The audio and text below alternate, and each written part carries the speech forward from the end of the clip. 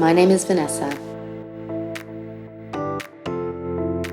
In my mid-20s, I would go out at night to meet a group of people called guerrilla gardeners who transform neglected spaces into beautiful gardens.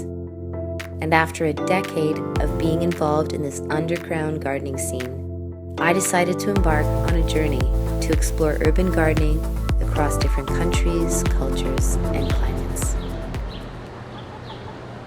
Well, I'm Zach Williams. I work here coordinating different programs related to food. So that includes the food pantry as well as some of the garden programs. And then all these different things run on their own in the sense that there's different leaders and people involved in keeping things moving. So right now we're in the back of 145 South 3rd. They're affordable housing. Los Sures, Southside United HDFC, Los Sures, the organization I work for and where we are right now, has been fighting for tenants' rights in this neighborhood and managing buildings and rehabbing them and maintaining them as places for poor and low-income people, and especially people in the Latinx, Latino community. And so that's come about through people organizing, working together, pushing the city. They are still doing that work and have been doing that since the 70s. If it's full like that, dumps them over there.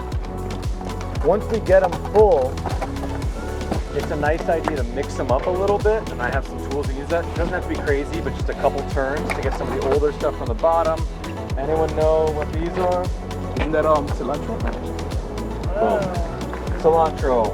It's perfect. It's going to go in the soil and be rained on right away. And rainwater is the best stuff, not just because it's pure, but also because if it's coming during a lightning storm, it's actually charged. It's actually better rain for your plants. You want to plant during and after storms.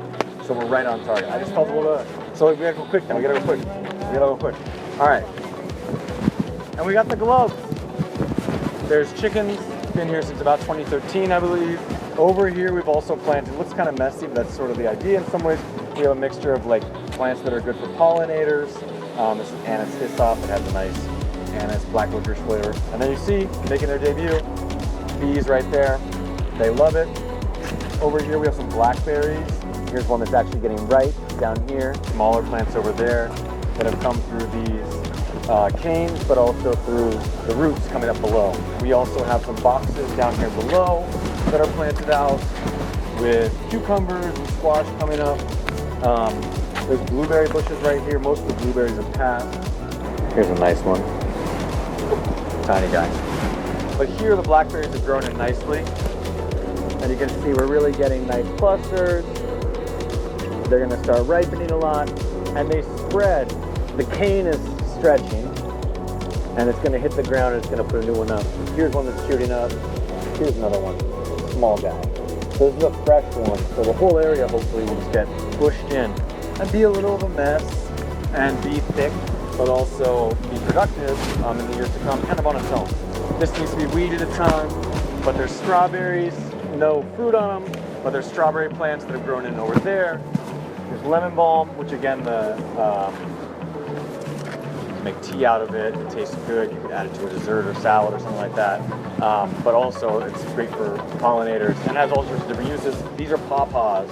We haven't got anything off yet, but these ones are exciting. Makes a nice, beautiful fruit, and hopefully we'll get some. Here's our chickens. The good thing about them is they do love the weeds. There's all different sorts of ones. This is Einstein. I kind of have a soft spot for Einstein. The silkies have these really nice tops, and she's no exception. She has a smaller one, but she's like a half. Ba-ba. There we go. Planting stuff that may not, harvest until the next season or until the next couple of years. So this tree was much smaller last year, and it had 1 peach its first year, 2 or 3 last year, and now we have 7, 8, 9, 10, 11, 12. The point is it will continue to grow, and you could be getting tons and tons and tons of peaches off this guy if it's treated well, more than we can handle. So then you have to look at, are we going to process this? Do you want to do a big meal, peach fest? But more or less it goes through the pantry and then to tenants on site, whoever else is great, peach, a head of lettuce. You can have one of the chickens for sure. That's another graduation thing. Yeah, for a pet?